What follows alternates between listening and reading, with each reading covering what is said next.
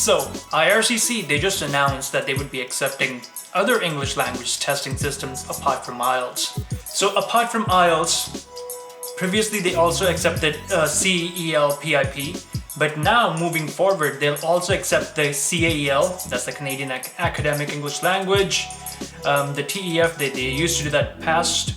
Pearson Test of English, they'll be accepting that, and of course, the TOEFL.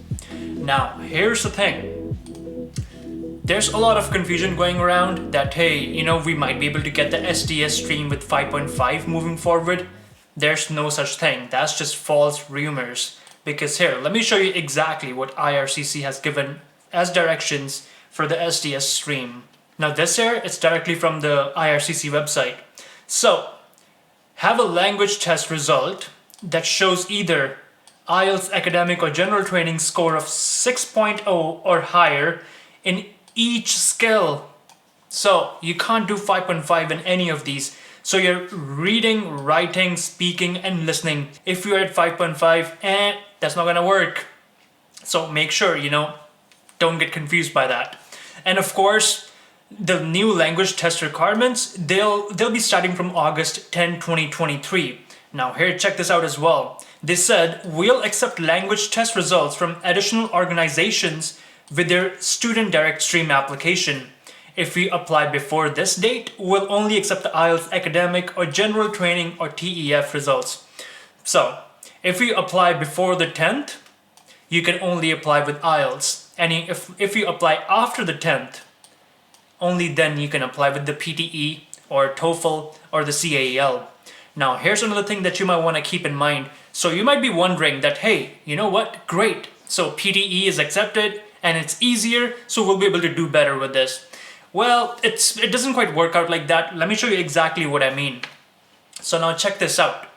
For IELTS academic, you're supposed to have 6.0 in pretty much all of the modules, right? That's what the requirement is by the government, by the Canadian government, IRCC. Now, when it comes to PTE academic, they want you to get a score of 60 minimum in all of them. So, now here's the catch here. When we talk about the 60 mark point for PTE academic, it's actually a little bit higher when compared to IELTS. So for IELTS, you only need 6.0, but the 60 point on the PTE, it falls at about 6.5 and 7 on the scale for IELTS. So guess what? It didn't get any easy really. So you'll still have to score either equivalent of 6.5 or 7 in your PTE or hit at least 6 in IELTS in all of them. So things haven't changed as much as you might think. And of course for TOEFL as well, here's a quick thing. So PTE academic, if they say, so for TOEFL we need 83, right? So when we look at 83, it falls at about 60 as well. So same thing, TOEFL and PTE, the requirements for them, if we compare them with IELTS, they fall at somewhere between 6.5 to 7. So things haven't really gotten easier if you think, it has. That's not the case. And of course for the CAEL, you're required 60 as well. So that's kind of like you might want to keep in mind. So that's the good news, that they're accepting more tests. So IELTS doesn't have any a monopoly anymore. But at the same time, it's not going to be any easier. It's going to be just as hard. See, if you think of it like something it's easier and you can get it done that way, that's the false attitude to have. Face this thing head on. Go and deal with whatever problems there might be.